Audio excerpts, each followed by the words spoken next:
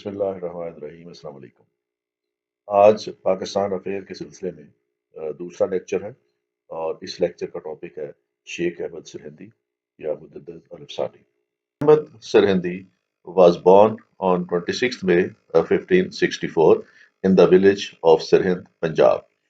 इनका दौर जो है ये कोइंसाइड करता है ग्रेट मुगल एम्परर अकबर के साथ और उसके आलमगीर के साथ। तो ये दोनों अदवार में अहमद सरहिंदी जो थे वो अकबर के दौर में और आलमगीर के दौर में ये वह मौजूद थे। He traced ancestry line to Umar bin al-Khattab, the second pious caliph, through the line of his father, Sheikh Abdul Ahad, where Abdul Ahad traced his line to Umar bin Abdul Khattab through Baba Farid। ये इनका शजरा नसब मुजद्दिद अल-अफसानी का या अहमद सरहिंदी का ये खलीफा राशिदीन में से दूसरे खलीफा हजरत उमर बिन अल-खत्ताब से जाके मिलता है शजरा। He received most of his early education from his father Abdul Ahad, his brother Muhammad Sadiq, and from Muhammad Tahir al-Lahori. He also memorized Quran, then studied in Sialkot, which had become an intellectual center under the Kashmiri-born scholar Kamaluddin Kashmiri. इब्तदाई तालीम वाले साहब से हासिल की, उसके बाद Quran memorise किया, हाफिज कुरान थे, और उसके बाद ये सियालकोट में कमालुद्दीन कश्मीरी के मदरसे में इन्होंने तालीम हासिल की। काजी Bahlol बदखशानी taught him jurisprudence, Prophet Muhammad's biography and history। तो इस्लामिक jurisprudence की तालीम हासिल की, उसके बाद फिर सीरत की तालीम हासिल की और उसके बाद फिर हिस्ट्री की तालीम हासिल की। Ahmad Sarhindi also wrote शरा और कमेंट्री ऑफ सही अल तिरमिजी। सही अल तिरमिजी की जो अहादीस की बुक है उसका इन्होंने कमेंट्री या शरा उसकी लिखी। He eventually joined the Naqshbandi order through the Sufi missionary Khwaja Baqi Billah when he was 36 years old and became a leading master of this order।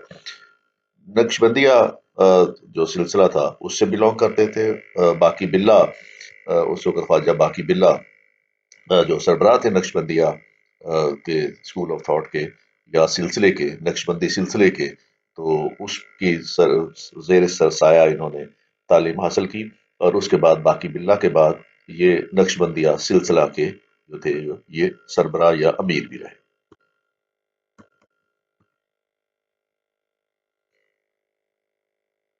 Sheikh Ahmad Sirhindi की अगर सर्विसेज को देखा जाए तो इन्होंने बड़ी ग्रां कदर खिदमत सर अंजाम दी हैं और उसको अगर नटशेल में हम देखें उस अदवार में जो चैलेंजेस फेस करने पड़े इनको उसमें एक तो he has to struggle against Akbar and Jahangir policies.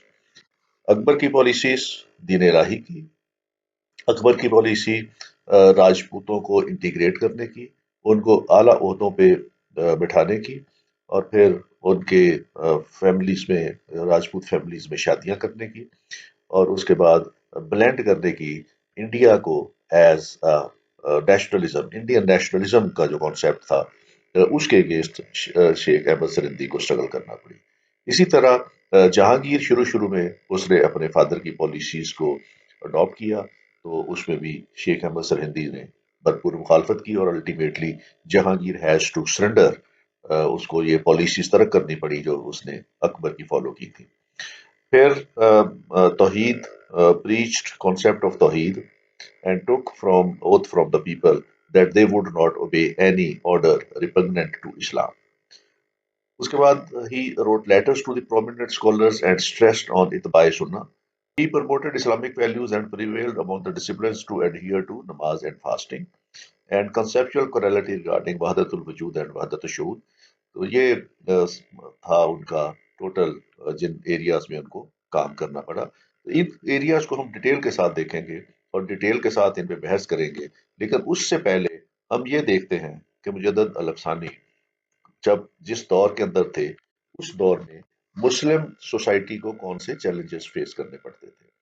तो सबसे पहले हम ये देखेंगे कि उस दौर में जो चैलेंजेस थे उनमें पॉलिटिकल चैलेंज क्या थे। तो पॉलिटिकल चैलेंज में अकबर का concept of nationalism one nation وہ انڈین نیشنلزم کی بات کرتا تھا اکبر. وہ دین سے بالاتر ہو کے بلینڈ کرنا چاہ رہا تھا تمام مذاہب جو تھے ان کو ٹورڈز فاؤنڈیشن. اور اس کے لیے اس نے ہندو جو پرنسز تھے یا ہندو جو راجپوتس تھے اور جن کی پولیٹیکل جنہوں نے اسٹرینتھ حاصل کی ہوئی تھی انڈیا میں، اس کے ساتھ اس نے انٹیگریٹ کرنا شروع کیا اور ان کی فیملیز میں شادیاں کی ہندو راجپوتس کے ساتھ، اور ان کو اچھے عہدے دیے اور ان کو انٹیگریٹ کیا ود دی پاور. تو یہ اس کا اس طرح انٹیگریٹ کرنا مسلمان کمیونٹی کے لیے یا مسلمان لوگوں کے لیے بہت زیادہ پریشان کن تھا، کیونکہ راجپوت جو تھے وہ پاور ایکوائر کر رہے تھے اور وہ اکبر کے دربار میں اہم عہدوں کا پر فائز ہو گئے تھے. اور اکبر ان کو یوز کر کے انڈین نیشنلزم کی بات کر رہا تھا، دین سے ہٹ کے، دین سے ماورا وہ ایک ایسی نیشن کریٹ کرنا چاہتا تھا جو انڈین بیس اور انڈین سوائل کی نیشن سمجھی جاتی ہو، اور ریلیجن سے ہٹ کے اس کو استوار کرنے کی کوشش کر رہا تھا. اگلی بڑی جو تھی اس میں راجپوتس کو بہت اہم عہدے دیے گئے تھے، ان کو رینکس دیے گئے تھے، ان کی پولیٹیکل اسٹرینتھ جو تھی وہ انڈیا میں بڑھ رہی تھی، اور یہ بڑھتی ہوئی اسٹرینتھ جو تھی وہ مسلمانوں کے لیے ایک خطرے کا باعث بن رہی تھی. اس کے بعد اپوزیشن کی انہوں نے جہانگیر کی اکبر کی ڈیتھ کے بعد. جب اکبر نے جہانگیر نے اسی پالیسیز کو کنٹینیو کیا یا اپنے والد کے نقش قدم پہ چلا، تو پھر شیخ احمد سرہندی نے اس کی بھی مخالفت کی، اور اس کی مخالفت کی وجہ سے شیخ احمد سرہندی کو گرفتار بھی کیا گیا اور ان کو 1 سال کے لیے گوالیار فورٹ میں بھی رکھا گیا. تو یہ پولیٹیکل چیلنج تھے ان کے، جس کو مجدد الافسانی نے فوری طور پر جس کو بھانپا اور اس کے تدارک کی انہوں نے کوشش کی. اس کے بعد اگلا چیلنج جو بڑا تھا، اور یہ بہت بڑا چیلنج تھا، that was the religious challenges. اور ریلیجس چیلنج میں Din Ilahi was an attempt on the part of Akbar to foster relationship with every community living in India above the religion. تو ریلیجن سے ہٹ کے وہ ایک املگمیشن کرنا چاہ رہا تھا، تمام ریلیجنس کو بلینڈ کر کے وہ ایک نیا ریلیجن بنانا چاہ رہا تھا، جس کا نام اس نے دین الہی رکھا. اور یہ دین الہی جو تھا وہ مجدد الف ثانی اور اس قبیل کے جو علماء اکرام تھے ان کے نزدیک یہ اسلام کے اندر یا اسلام کی وائلیشن کے اندر یا اسلام کی وائلیشن کر کے وہ ایک نیا دین ایجاد کرنے کی کوشش کی تھی، جو کسی بھی صورت میں مجدد الف ثانی اور اس کیلیبر کے لوگوں کے لیے قابل قبول نہیں تھا. اگلی بحث جو وہاں پہ ہو رہی تھی ریلیجس چیلنجز میں، that was the concept of وحدت الوجود. وحدت الوجود کا کانسیپٹ ابن عربی نے 13ویں سینچری میں دیا تھا، جس کے بارے میں یہ یونٹی آف ایگزسٹنس جس کو ہم کہتے ہیں، کہ اللہ تعالیٰ کی ذات نے تمام چیزوں کو بنایا ہے، اور جن چیزوں کو بھی انہوں نے بنایا ہے وہ اللہ تعالیٰ کی تخلیق میں اللہ تعالیٰ کی ایک جھلک نظر آتی ہے. تو اس کانسیپٹ کو وحدت الوجود کو مس انٹرپریٹ کرتے ہوئے اکبر نے اس کو یوز کرنے کی کوشش کی اور اپنے لیے ٹائٹل ایک ذل الہی کا استعمال کرنا شروع کیا. تو اس پہ بھی مجدد الف ثانی نے اپنا ایک کانسیپٹ پیش کیا، جس میں وحدت الشہود کا انہوں نے کانسیپٹ دیا، جس کے مطابق کریٹر اور کریچر دو ڈفرینٹ چیزیں ہیں. کریٹر جو ہے وہ اس کا بہت اعلیٰ مقام ہے، اور کریشن جو ہے اس کا کام ہے اطاعت کرنا. تو انہوں نے وحدت الشہود کا کانسیپٹ دیا. یہ کانسیپچل کلیئرٹی وحدت الشہود کی جو تھی وہ مجدد الف ثانی نے دی، اور اس چیلنج کو اس طریقے سے انہوں نے فیس کیا. انوویشن ان ریلیجس پریکٹس بدعت. اس وقت بہت زیادہ انوویشنز ریلیجن میں ہو رہی تھیں، اور نئی نئی اختراعیں اور انوویشنز ریلیجن کے اندر لے کے آ رہے تھے. اور اس کی وجہ یہ تھی کہ مسلمان بہت عرصے سے ہندوؤں کے ساتھ رہ رہے تھے، اور بہت سی ہندوؤں کی پریکٹسز جو تھی وہ مسلمانوں نے اس کو اپنانا شروع کر دیا تھا، اور دین میں نئی نئی چیزیں جو تھی ایڈ ہونا شروع ہو گئی تھی. تو یہ بھی ایک بہت بڑا چیلنج تھا کہ دین کو کس طریقے سے اپنی اصل صورتحال میں پریزرو کیا جائے اور دوسری آنے والی نسلوں کو اس کو جو ہے وہ فارورڈ کیا جائے یا اگلی نسلوں کو منتقل کیا جائے. تو یہ بھی ایک بڑا چیلنج تھا جو اس میں مجدد الف ثانی کے دور میں ان کو فیس کرنا پڑا. Naan observation of religious rituals, لوگ جو تھے وہ مذہب سے بہت دور ہو گئے تھے اور مذہبی ریچولز اور عبادات سے لا تعلق ہو گئے تھے، جس میں نماز، روزہ، زکوٰۃ اور حج شامل تھے۔ اور ایک اور جو بڑا چیلنجز اس وقت فیس کرنا پڑا مجدد طلب ثانی کے دور میں، وہ تھا کہ ہندو مسٹیسزم جو تھا اس میں they are acquiring supernatural powers. ان کے جو مسٹکس تھے ان کے پاس سپر نیچرل پاورز تھیں، اور ان کی دیکھا دیکھی مسلمان جو سیٹس تھے انہوں نے بھی سپر نیچرل پاورز جو تھیں وہ ایکوائر کرنا شروع کر دی۔ تو یہ بھی ایک بڑا چیلنج تھا مجدد عرب ثانی کے وقت میں، کہ مسلمان کے جو سیٹس ہیں ان کو کس طریقے سے روکا جائے کہ وہ سپر نیچرل پاورز جو ہیں وہ ایکوائر نہ کریں، کیونکہ مجدد عرب ثانی کے خیال کے مطابق اسلام کے اندر سپر نیچرل پاورز کو ایکوائر کرنے کی قطعاً کسی طرح بھی اجازت نہیں تھی۔ تو یہ ریلیجس چیلنجز تھے جو اس وقت مسلمانوں کو درپیش تھے، اور یہ سارے چیلنجز مجدد الف ثانی نے ان چیلنجز کو میٹ کیا۔ سوشل چیلنجز جو اس وقت تھے اس میں adoption of Hindu culture and civilization by Muslims this undermining Muslim culture and civilization. مسلمان بڑی تیزی کے ساتھ ہندو کلچر اور سیولائزیشن کو اڈاپٹ کر رہے تھے۔ بہت سی ایسی چیزیں ہیں جو ہندو کلچر کا حصہ تھیں جو مسلمانوں نے اڈاپٹ کر لی تھیں، اور وہ بلائنڈلی ہندو کلچر کو فالو کر رہے تھے، جس سے مسلمانوں کا اپنا کلچر جو تھا وہ انڈرمائن ہو رہا تھا۔ Spending luxurious lives by Muslims, particularly by elite and ruler class۔ Ruler class جو تھی اور ایلیٹ کلاس جو تھی وہ لگژریز میں ڈوبی ہوئی تھی، اور وہ جتنا بھی عیش پرستی اور وہ بڑی لگژریس لائف جو تھی وہ اسپینڈ کر رہے تھے، اور اس طرح کی لگژریز لائف میں گزار کے وہ اپنے دین سے دور ہو رہے تھے، اور اپنے جو مقصد تھا دین کا اس سے ہٹ رہے تھے۔ Intelligence of rich and influential in amoral activities, جو رولر کلاس تھی اور انفلوئنشل کلاس تھی وہ اپنی رچنس کی وجہ سے وہ امورل ایکٹیویٹی میں ملوث تھی، تو اس میں اینٹی سوشل ایکٹیویٹیز ان کی تھی۔ یہ ایک بڑا مسئلہ تھا کہ سوسائٹی کو کس طریقے سے ان امورل ایکٹیویٹی سے، اور اس میں جو ایلیٹ کلاس ہے اس کو، انفلوئنشل کلاس کو کس طریقے سے amoral.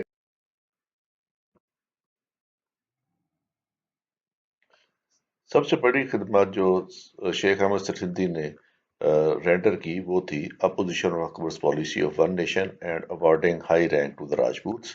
He gave concept of two nation theory. تو اکبر کی جو انڈین نیشنلزم والی پالیسی تھی، جس میں وہ بلینڈ کرنا چاہ رہا تھا مسلمانوں کو اور ہندوؤں کو ایز اے نیشن، تو اس کی بڑی مخالفت کی شیخ احمد سرہندی نے، اور ہندوؤں کو جو ہائی رینکس دیے جا رہے تھے اکبر کی کورٹ میں اس کو بھی انہوں نے مخالف کی۔ اور شیخ احمد سرہندی کا یہ اوپینین تھی کہ ہندو اور مسلمان دو الگ قومیں ہیں، یہ کبھی ایک نیشن نہیں بن سکتی۔ مسلمانوں کا طور طریقہ اور طرح کا ہے، رہن سہن اور طریقے کا ہے، اور ہندوؤں کا رہن سہن اور طریقے کا ہے۔ تو سب سے بڑی پولیٹیکل سروس جو شیخ احمد سرہندی نے رینڈر کی وہ اکبر کی پین نیشنلزم کی جو پالیسی تھی اس کی مخالفت تھی۔ اس کے بعد he prevailed upon Mughal emperor Jahangir to desist from policies of Akbar and follow true path of Islam. تو دوسرا انہوں نے یہ کیا کہ جب اکبر کی وفات ہوتی ہے اور اس کے بعد جہانگیر جو ہے وہ مسرت پر بیٹھتا ہے، تو ہی پریویلڈ اپون جہانگیر کہ وہ اکبر کی پالیسیز کو ختم کرے اور اسلام کے صحیح راستے پہ چلتے ہوئے حکمرانی کرے۔ اختلافات ہوئے ان کے جہانگیر کے ساتھ، اور اس اختلافات کے پاداش میں شیخ احمد سرہندی واز اریسٹڈ اور confined in Gwalior fort, but he did not surrender and refused to prostrate the king۔ اور وہ بادشاہ سلامت کو کورنش بجا اللہ سے انہوں نے انکار کیا اور کہا کہ اسلام میں کسی شخص کو سجدہ جائز نہیں ہے۔ Ahmad Sirhindi rendered valuable political services for the cause of Islam in subcontinent۔ Activity سے دور رکھا جائے۔ ریلیجیس سروسز رینڈرڈ بائی شیخ احمد سرہندی میں ایک تو یہ اکبر کے کورٹیئرز ابو الفضل اور فیضی کے ان کے ساتھ بڑے اچھے مراسم تھے، اور انہوں نے ابو الفضل اور فیضی کے ذریعے کوشش کی کہ اکبر جو ہے وہ دین الہی کی خرافات سے باز آ جائے۔ لیکن جب وہ ابو الفضل اور فیضی کامیاب نہیں ہوئے تو یا انہوں نے ریفیوز کر دیا، تو اس کے بعد پھر مجدد الافسانی کے تعلقات ابو الفضل اور فیضی کے ساتھ اتنے اچھے نہیں رہے۔ اپوزیشن آف دین الہی، انہوں نے دین الہی کو پوری اسٹرینتھ کے ساتھ اپوز کیا، اور اس اپوز کرنے کی وجہ سے ان کو مجدد اعظم اور امام عادل کا جو ٹائٹل تھا وہ دیا گیا۔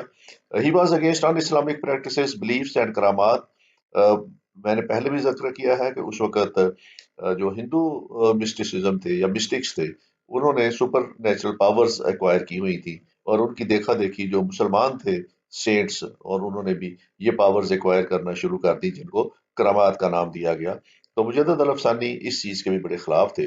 ان کا خیال یہ تھا کہ اسلام میں کرامات کا کوئی کانسیپٹ موجود نہیں ہے، اور ہمیں وہ سپر نیچرل پاورز کو ایکوائر نہیں کرنا چاہیے، اور اسلام جو خالصاً اسلام ہے، جو رسول پاک صلی اللہ علیہ وسلم نے اور صحابہ کرام نے اور خلفائے راشدین کی وجہ سے آگے آیا ہے، ہمیں اپنے آپ کو اس تک ریسٹرکٹ کرنا چاہیے۔ He thought that the Sufism, many means of developing magical and supernatural powers alien to Islam had been developed. ان کا خیال یہ تھا کہ یہ ایکوائرنگ سپر نیچرل پاور جو ہے یہ اسلام میں جائز نہیں ہے، ایلین ہے ٹو اسلام، اسلام میں اس کا کوئی تصور موجود نہیں ہے، اس لیے جو مسلمان سینٹس ہیں یا صوفیز ہیں ان کو سپر نیچرل پاورز ایکوائر نہیں کرنی چاہیے۔ دوسری ریلیجیس سروسز میں Sheikh Ahmad Sirhindi gave conceptual clarity on وحدت الوجود and he gave his concept of وحدت الشہود۔ تو یہ وحدت الوجود کا جو ابن عربی کا فلسفہ تھا، جو یونٹی آف ایگزسٹنس ہے، اور اس کے مطابق اللہ تعالیٰ نے ہر چیز کو کریٹ کیا ہے، اس لیے ہر چیز پہ اللہ تعالیٰ کی جھلک نظر آتی ہے، تو اس میں مجدد الافسانی نے اس کو بہت شدت کے ساتھ اس کو اپوز کیا۔ انہوں نے کہا کہ جو ریلیشن شپ ہے between creator and the creation, اس میں کریٹر جو ہے اس جیسا کوئی نہیں ہو سکتا، کریشن اس کی جو ہے وہ اس جیسی نہیں ہو سکتی، کریشن کا کام اس کی اطاعت کرنا ہے، اس پہ ایمان لانا ہے۔ تو اس طرح انہوں نے اپنی کانسیپٹ آف وحدت الشہود پیش کیا اس کو کاؤنٹر کرنے کے لیے وحدت الوجود کو۔ He was a staunch follower of Sharia and tried his best to purgation of Muslim society from un-Islamic tendencies۔ جو مسلمانوں میں خرافات آ گئی تھیں، ان اسلامک ٹینڈنسیز آ گئی ہیں، جو انہوں نے ہندو کلچر سے بہت سی چیزیں اور رسمیں اسلام میں آ گئی تھیں، مجدد الافسانی اس کے بہت خلاف تھے، اور انہوں نے کوشش کی کہ مسلمان جو ہے یا مسلم سوسائٹی جو ہے وہ ان ٹینڈنسی سے، ان اسلامک ٹینڈنسی سے وہ باہر نکلے اور اس کو فالو کرنا چھوڑ دیں۔ prevailed upon the people to honor their religious obligations by offering prayers, keeping fast and paying zakat and spending lives according to the Sharia۔ تو ان کا یہ تھا جو ساری ان کی پریچنگ تھی، اس کا پرپز یہ تھا کہ مسلمان دین خالص جو ہے اس کے اوپر آ جائیں، جو شریعہ ہے اس کے مطابق زندگیاں گزاریں، اور جو شریعت کے احکامات ہیں ان کے مطابق یہ اپنی زندگیاں اور اپنے آپ کو اس کے مطابق ڈھال لیں، تاکہ مسلمان جو ہے وہ اس میں فلاح پا سکیں۔ اور ان کا کہنا یہ تھا کہ مسلمانوں کی فلاح صرف دین پہ عمل کرنے میں اور شریعت پہ عمل کرنے پہ ہے، اور یہ خالص شریعت کے اوپر عمل کرنے کی بات کر رہے تھے، اور اس کے اندر جو انوویشنز تھی، جو چیزیں چینجز تھیں، وہ اس کے بڑا سخت خلاف تھے اور کسی انوویشن کے قائل نہیں تھے۔ ریلیجیس سروسز میں he adapted clear stance on innovation in religion. جو ریلیجن کے اندر انوویشنز تھی، یا جس کو ہم عرف عام میں بدعت کہتے تھے، تو یہ شیخ احمد سرہندی اس کے بہت سخت خلاف تھے۔ تو بدعت کو دو حصوں میں تقسیم کیا جاتا تھا، ایک کا نام تھا بدعت الحسنہ، جو اچھی روایت تھی اس کو بدعت الحسنہ کہتے تھے، اور بدعت السیاہ جو بری روایت ہوتی تھی اس کو بدعت السیاہ کہتے تھے۔ تو جو شیخ احمد سرہندی کا خیال تھا، Sheikh opposed that division of innovations, انہوں نے کہا یہ ڈویژن بھی غلط ہے۔ He considered that there could never be any beauty in the innovation in religion, کہ ریلیجن میں کوئی سیاہ یا حسنہ نہیں ہے، کسی بھی قسم کی کوئی انوویشن ریلیجن میں نہیں ہونی چاہیے، اور ہمیں دین خالص کے اوپر کام کرنا چاہیے، اور دین خالص وہی ہے جو رسول پاک صلی اللہ علیہ وسلم نے ہمیں دیا اور صحابہ کرام نے پریکٹس کیا، اس سے ہمیں پیچھے نہیں ہٹنا چاہیے یا اس سے ہمیں آگے نہیں جانا چاہیے، ایگزیکٹ ہمیں اسی دین کو فالو کرنا چاہیے۔ تو یہ بڑے سخت قسم کے اس کا سٹانس تھا ان کا بدعت کے اوپر۔ نہ وہ بدعت الحسنہ کو مانتے تھے، نہ بدعت السیاہ کو مانتے تھے، وہ کسی بھی قسم کی بدعت یا کسی بھی قسم کی انوویشن دین میں کرنے کے حامی نہیں تھے۔ Social services में Sheikh Ahmad Sarhadi was a social reformer and his mission was to purge society from immoral activities. He prevailed upon the Muslims to spend simple life, particularly to nobility, elite class and rulers. یہ simple life گزارنے کی تلقین کرتے تھے، اور یہ عیش و عشرت کے سامان اور لگژریس لائف گزارنا اور ضرورت سے زیادہ خرچ کرنا، اس چیز کے وہ سخت خلاف تھے۔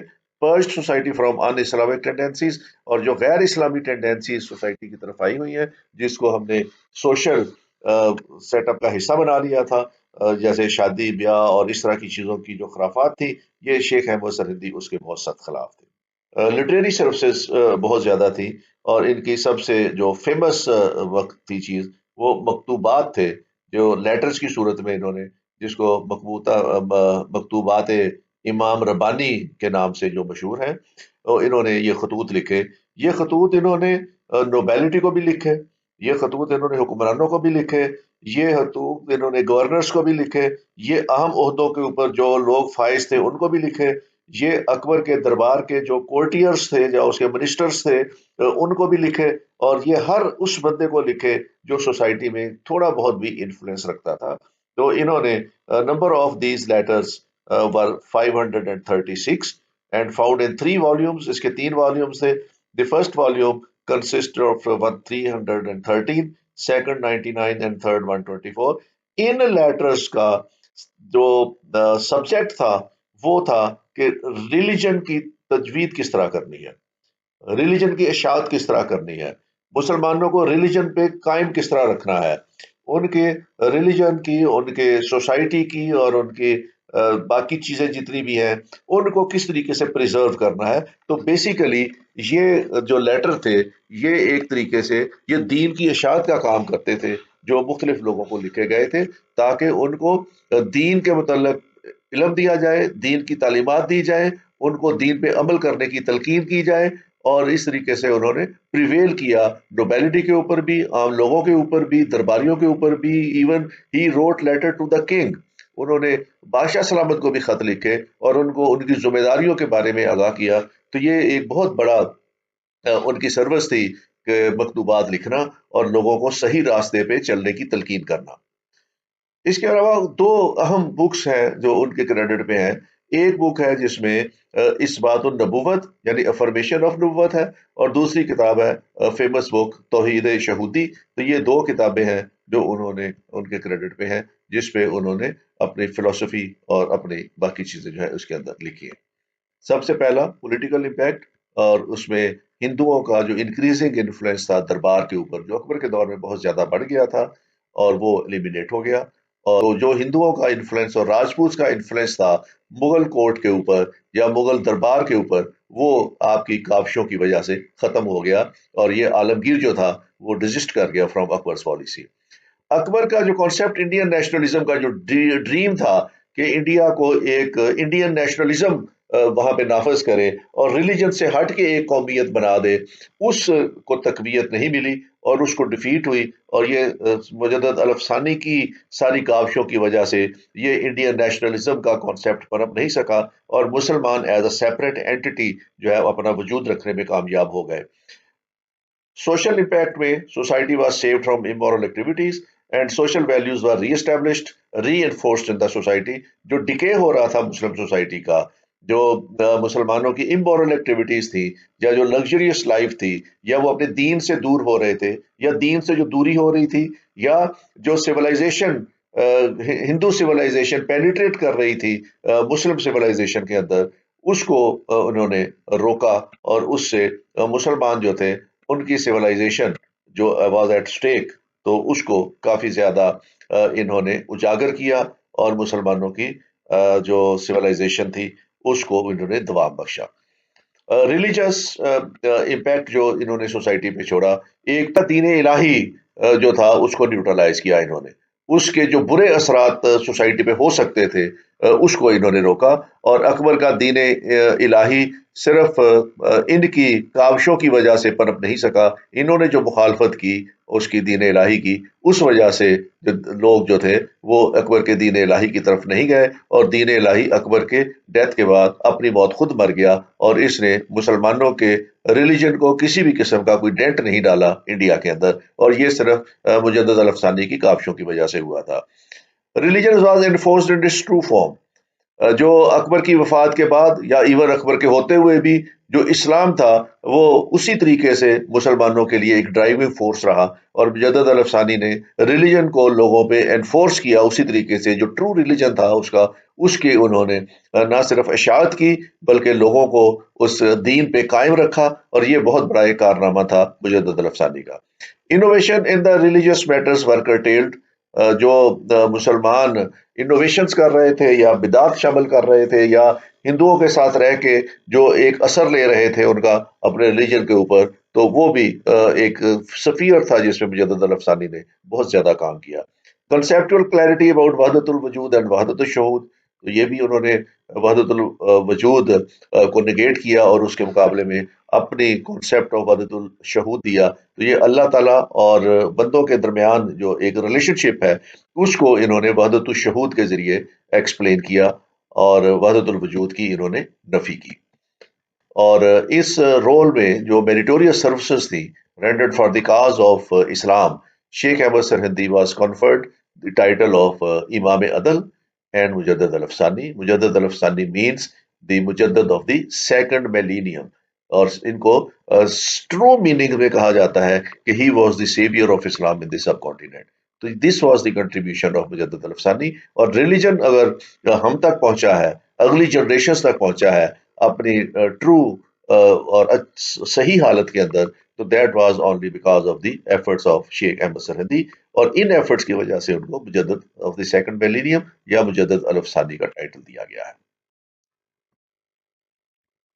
یہ تھا آپ کا آج کا لیکچر جس میں ہم نے مجدد الافسانی یا شیخ احمد سرہندی کی جو کنٹریبیوشن ہے اس پہ ہم نے بات کی ایز اے ریفارمسٹ جو انہوں نے سوسائٹی کو ریفارم کرنے کے لیے کی. کل ہم انشاءاللہ شاہ ولی اللہ اور ان کی جو ایفرٹس کی انہوں نے مسلم سوسائٹی کو ریفارم کرنے کی اس کے اوپر بات کریں گے. Thank you very much. Take care. خدا حافظ.